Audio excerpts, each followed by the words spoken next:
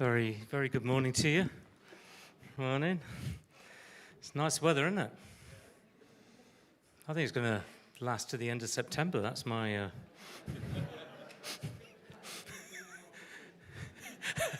Speak it out. Fantastic. We're continuing our series looking at the Bible, looking at the different genres of the Bible, and because the book of the Bible is written in it's like a library, really. You go and pick a particular book off the shelf. Not all the same. Okay, so it's very important as you're reading and as we go through this series. You can pick up a book, a poetic book like Psalms or Song of Solomon. You can pick up some great books on wisdom for living, like Proverbs, or you can pick up books that show how God spoke through the prophets in those day and age, and you can pick up some really interesting letters that were written to the early church. So it's different genres, okay? It's really important that you know what genre you're reading when you're reading the Bible. So when it's poetic and it says God is a rock, it doesn't literally mean he's a rock, all right? Don't start talking to rocks. So it's poetic. You can get this, can't you? Good. The Song of Solomon is the Song of Songs is about love, isn't it? But don't literally start basing your romantic life around it. You're going to need to grow some very large vineyards if you're going to do that. Now, we're today looking at a narrative, and this is the stories, really. This are the books like Genesis, Exodus, Gospels, Acts of the Apostles. These are part historical events, and they're part storytelling. So understanding those this genre is about that. It tells stories of where who went where, what they did, who did they do it with, and it recounts events and experiences. Often these narrative passages have a sort of a plot line to them, a beginning, a sense of jeopardy, a conflict in the middle, and it's all the process of storytelling. And once you tell a story, you tend to remember a story, don't you? Very powerful. Stories are very important in our lives, and we tell them to our kids. All the kids want you to read a story, don't you? Usually when you really don't want to read a story, but they want a story again. There are family stories you tell of yourself. We have a story of a lost fortune in our family. And this was my grandfather, actually, had a hotel in Jersey overlooking Bully Bay, and he left the hotel a few days before the Germans invaded, went back to the site, and it had been ransacked, and he just lost heart. And he just sold it for a few £1,000s. It is literally worth 20 to 30 million, this land, okay? Now, I'm not bitter about that. I want you to know that. But it's a family story. The entertainment industry runs on stories. So a lot of you have Netflix accounts because you like the stories. We buy books and we get lost in their story. I often ask people what they're going to do on holiday. Oh, I'm just going to sit down and read a book. I think, well, you could have done that at home. But anyway, no. Steve Jobs said this: the most powerful person in the world is the storyteller. The storyteller sets the vision, the values, the agenda of an entire generation which is to come. It's interesting, isn't it? And there's a phrase, who commands the narrative? In America at the moment, a certain narrative is being commanded. And they're struggling to get another narrative to come out. What we tell ourselves about our stories are really important. They're a major shaper, actually, of positive and negative in our lives. A child grows up, if they believe that there is a story over them, that they won't achieve much, that they're not very intelligent, and that their life chances are pretty minimal, guess what will be the outcome often? It's a story that shapes their lives. Stories can shape nations. Stories can shape cities, interestingly. Liverpool, I think, is still deeply shaped by the Hillsborough tragedy and the injustice of that. That's a story, you see. I do work across the country, but one of the places I go to is Sunderland. And there is a phrase in Sunderland which is, nothing good happens here. That's the phrase used by everybody. Guess what happens in Sunderland?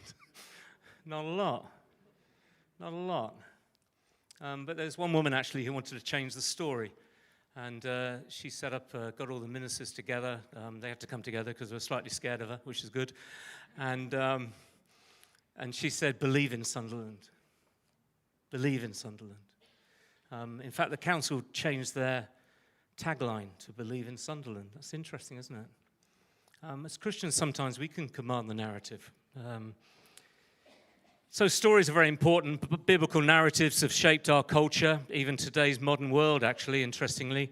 I mean, stories in the Bible have shaped the laws of this land. The Good Samaritan still continues to have power, shapes what we think about compassion towards people. David and Goliath is a powerful story of the underdog triumphing. Hollywood is full of these stories. The prodigal son speaks of forgiveness and reconciliation. And Bible stories are often factual accounts of what happened, but they're more than that, because each story has a deeper meaning and truth about God. So when you approach a Bible story, don't just think about the details of the story.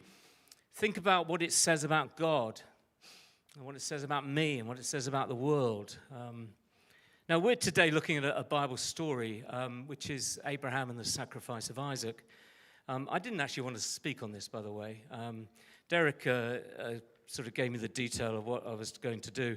And he said, we're going to talk about narrative. For example, Abraham and sacrifice of Isaac. But you can preach on anything. I said, well, I thought to myself, I'm going to preach on something else. Because it's a pig of a passage. It is not easy passage. But then, just God gets on your case, doesn't he? And so I gave in. And, it's not an easy subject to understand. Child sacrifice isn't that popular in today's culture, although they do say grandchildren are God's reward for not killing your own. It's quite, I think, very difficult to understand God. And some of the stories in the Bible are hard. Some of them are great. You think, oh, that's lovely, lovely, lovely. Some of them are dead hard. But because they're hard doesn't mean that they don't have the truth in them. Let's read the passage. Can you read this? Anyway, I'll read it to you. Genesis chapter 22. Sometime later, God tested Abraham. He said to him, Abraham, here I am. He replied, and then God said, take your son, your only son whom you love, Isaac, and go to the region of Moriah. Sacrifice him there as a burnt offering on the mountain that I will show you. Early in the morning, Abraham got up and loaded his donkey. He took with him 2 of his servants, his son Isaac. And when they had cut enough wood for the burnt offering, he set out for the place that God had told him. And on the 3rd day, Abraham looked up and saw the place in the distance. And he said to his servants, stay here with the donkey while I and the boy go over there. We will worship and then we'll come back to you. Abraham took the wood for the burnt offering, placed it on his son Isaac. And he himself carried the fire and the knife. And the 2 of them went on together. Isaac spoke up and said to his father, Abraham, Father, yes, my son, Abraham replied. The fire and wood are here, Isaac said, but where's the lamb for the burnt offering? Abraham answered, God himself will provide the lamb for the burnt offering, my son. And the 2 of them went on together. When they reached the place, God had told him, Abraham built an altar there and arranged the wood on it. He bound his son Isaac and laid him on the altar on top of the wood. Then he reached out and took his hand and took the knife to slay the son. But the angel of the Lord called out to him from heaven, Abraham, Abraham, here am I, he replied. Do not lay a hand on the boy. Do not do anything to him. Now I know that you fear God, because you have not withheld your only son, your only son. And Abraham looked up, and there in a thicket he saw a ram caught by its horns. He went over, took the ram, sacrificed it as a burnt offering instead of his son. So Abraham called that place, the Lord will provide. And to this day, it is said, on the mountain of the Lord, it will be provided. It's a powerful passage, and it's hard to understand, as I said. But essentially, Abraham has been called to leave his family and his business and go to a place he doesn't know. He trusts in God, and God made him a promise that one day he will be a great nation. One day his descendants will be like the grains of sand upon the seashore. One day. But there was a problem. They were elderly, and his wife had been unable to give children. And then suddenly the story changes. Hallelujah. She produces a child, Isaac. And there, obviously, the story can end. But it doesn't. It goes on to this bit. And it's the twist of the story. Take your son that you love and go to the mountain and sacrifice him there. So what is this all about? Because I think it's a hard story, isn't it? It's strange and disturbing. Remember, we ask ourselves, what does this say about God and what does it say about us? Now, I can actually make the story a bit easier for you, which I'm going to at the beginning anyway. You can understand the narrative. In understanding the narrative, it's always important to understand the context. Firstly, in that time and age, human sacrifice, particularly child sacrifice, was widely practiced. So you've got to understand the context, okay? In fact, there are some today's cultures where it is still practiced. But it was kind of practiced a lot. Now, is this a passage that says something like, no longer are you to sacrifice humans, but you're to sacrifice animals, and then hence all the sacrificial kind of stuff that was around the temple? Now, you can say that. You can also point to the region of Mount Moriah, where Jerusalem is now situated. So the very place where Isaac was about to be sacrificed is the very mountain upon which our Lord was sacrificed. And there's a twist there that Abraham doesn't have to sacrifice Isaac, but God the Father does sacrifice his son. And you get the sense of power to that, don't you? Now I can leave it like that because that would be much easier, to be honest. The problem is the passage says more than that. And it's important to understand that the Old Testament isn't just there as a springboard to the New Testament. It's there in its own right. And all Scripture is God-breathed and inspired. And sometimes you have to be disciplined to stay in a passage. I think this is about two things, actually. I think it's about testing God, the testing God, and I think it's about the providing God. We may not get time to do the providing bit, but can I just assure you God does provide? Okay. And to be tested and to step out in faith, you need to know that he provides. He does provide. It's if we don't get time to deal with that. Now I know, it says at the end of the passage, that you fear God because you have not withheld from me your son and your only son. Now, one of the problems of this passage is this is not a sugar-coated God who always makes life easy for us. He is the type of God who promises something in Isaac and then threatens to take it away. So what's happening here? I think one of the things that is happening here is that faith in God and trust in God is all important to God. And if you're going to establish a new nation, you better establish it in faith. In faith. Who do you trust? Who are you going to serve? Who are you going to bow down to? Faith in God, despite the circumstances of life, is the core to our faith. Without faith, it is impossible to please God, it says in Hebrews. You cannot walk, you are called to walk by faith and not by sight in 2 Corinthians. The key heroes of faith in Hebrews 11, like Noah, Joseph, Moses, Gideon, Samson, David, all men and women of faith. And this passage doesn't end with that statement. Well, this passage ends with the statement, now I know you fear God. Did God not know that? This is why this passage is really hard work, by the way. Because theologically it's quite complex. Because in a way God does know that, but in a way he doesn't know that. Because he's given a thing called free will. And it wouldn't be free will if he didn't know it, you see, if he knew it. He kind of knows the end story. Of course, God always knows the end story. And by the way, he's going to win in the end. Quite how we get there will be a sum total of all the decisions we make. Because that's life. That's actually, that's what life is like. So how do you know when somebody promises you something that actually it's going to happen? Some of you took marriage vows. Some incredible promises I made at the age of 22. And I was very up for it. I mean, seriously, I was up for it. I believed in them. To have, to hold, forsake all others, better, worse, richer for poorer, sickness and health, love and cherish, until parted by death. It's not until you're married do you get that tested, do you? I don't know, perhaps you're one of those unusual marriages. How do you know they're going to keep their side of the bargain? How do you know you're going to keep your side of the bargain? Well, I suppose time will tell, really. And each of those promises, I'll tell you now, if there's anyone thinking of marriage, will be severely tested. And after hopefully a long time, you'll know. You know about yourself and you know about your partner. Now, sadly, of course, you may find out exactly the opposite. That's really sad. But I suppose the only way we know something is going to work is whether you're tested in it. Some of you at the moment are taking exams and you're wondering, what on earth is this all about? Because it would be a lot easier, really, if you were just able to turn around to your teachers and to your parents and say, look, I've done the course, I've worked really hard, I fully understand it, can I just have the certificate?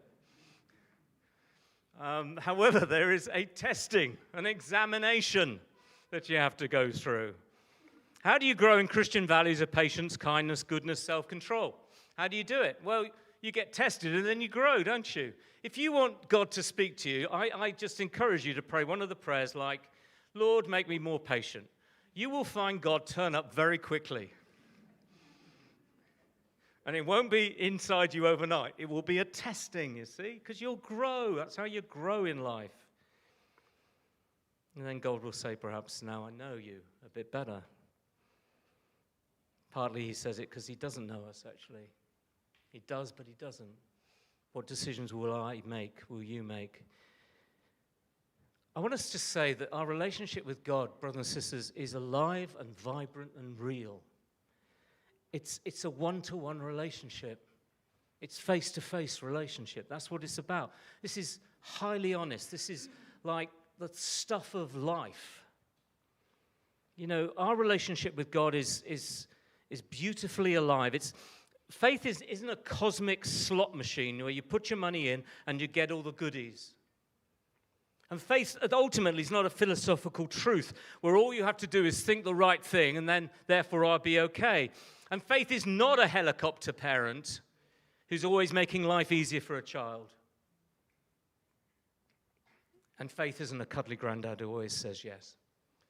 Although that is the role of a granddad, to actually to say yes. My role as a father was to say no. My role as a granddad is to say yes. And I annoy my children, which is great. There's faith in Jacob as he wrestles with God, isn't there? There's faith in Moses as he takes on Pharaoh and David and Daniel. And what about the faith of Jesus when he's in the garden? Let this cup pass away from me. That's honest, isn't it? That's really honest. Nevertheless, whatever you want. What about the faith of the apostles, all of which are martyred? Blessed is the person who perseveres under trial because they have stood the test. That person will receive the crown of life that the Lord has promised him. Now, not all testing times, I think, are sent or ordered by God. Life is testing. Other people can create havoc in your life. We live in a world of sickness and death, and evil is trying to bring you down anyway. So there's quite a lot of testing going on. But God does use those situations to grow us and our relationship with him. Personally, I've never felt more tested than I have in the last 3 years of my life. Well, 5 years before that. Having lost my wife. In the last year, I lost my health. And at one point in the midst of it all, I lost all income. And the irony is, I've never felt closer to God than I do now. How does that work?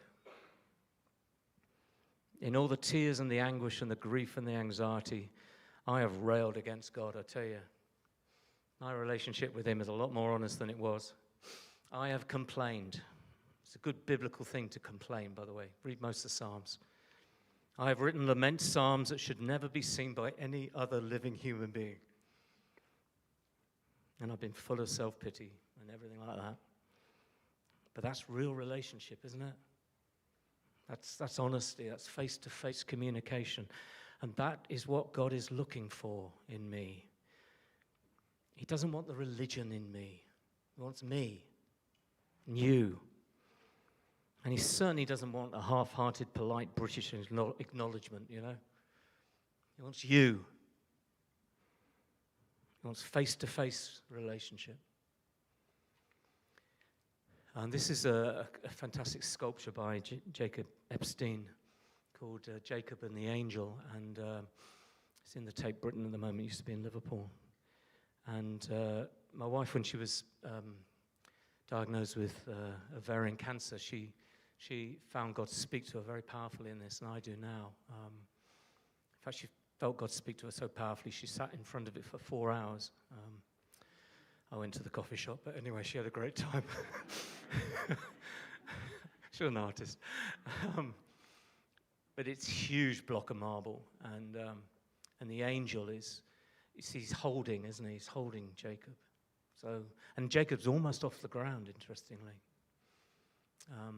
And the angel is seeking to look into the face of Jacob, but Jacob is turning his face from God. It's really interesting, that.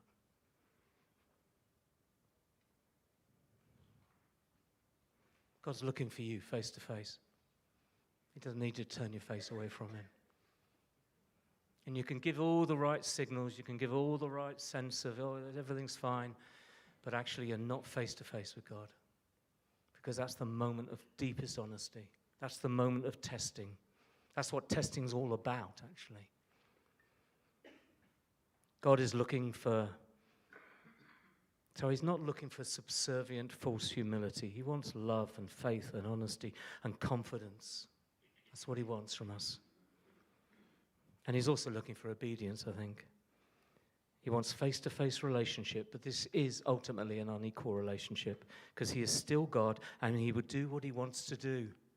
And there is an element in this passage that is just beyond us because God is beyond your logic. God doesn't come down to your or my level of logic. As incredible my logic is, he is still bigger than it. And that's why we need to know the loving and the providing and the God who is with us at every time. You can't have a level of trust and faith in God unless you know that he provides, and he does provide. There will be a sacrifice provided for you. And whatever you're going through now, it will be provided for you. Okay? It will. That's my testimony anyway. God has provided things miraculously, time and time again. Because he is the provider God. He provides the sacrifice. But what he's looking for is face-to-face relationship. That's what he's looking for. And we come to communion this morning, and there's nothing quite like face-to-face relationship, is there, with taking of the bread and the wine, because Jesus is facing us. He's just saying, I want you. I want you. I don't want your ideas. I don't want your, well, you can have ideas and so on, but I want you. So what's your relationship like with Jesus at the moment?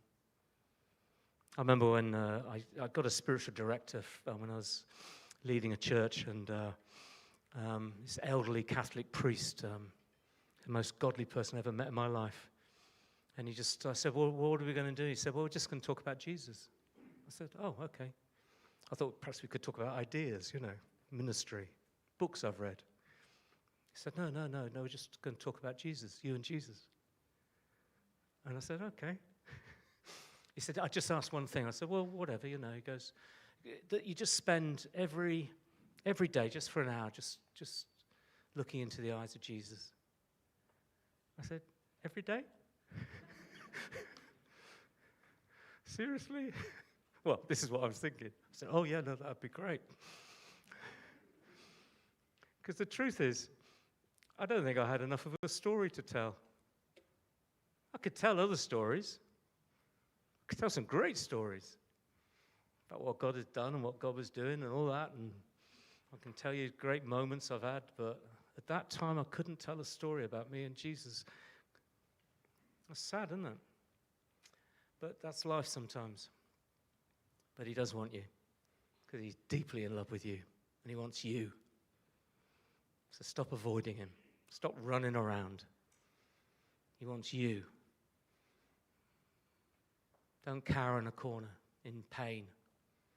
He wants you. He comes up to you in the corner in pain and says, I want you. He is deeply in love with you.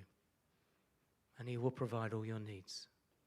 But first, he wants you.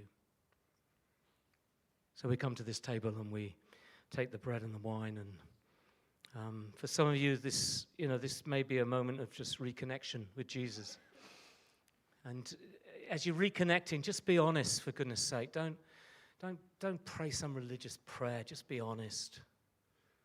And if you're not feeling it, tell him you're not feeling it. And if you're angry with him, tell him you're angry with him. He can take it. He's bigger than you. He may have a word back to say to you, by the way. But he's bigger than you. It's all right. It's called a relationship. That's how things grow. And then you listen. You get out your system, and then you begin to listen a bit more, don't you? But we do come to this table knowing that he's already given everything anyway. He's made his move in the relationship, hasn't he? He's made it.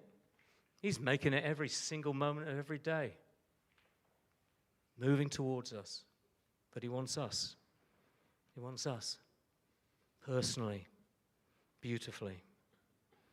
So we come to the table. We take the bread and wine. For some of you, just a moment of recommitment, I don't know. For some of you, perhaps this is just a prayer of, God, this week I'm going to be a bit more honest. Actually, I'm going to just say it as it is. And I want you.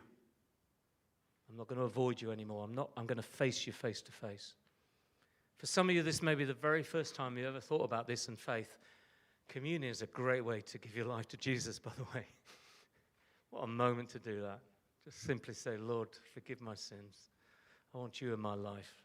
And that eating and that drinking is like a ritual to enable that. Let's pray together. We'll get the band up. Thanks.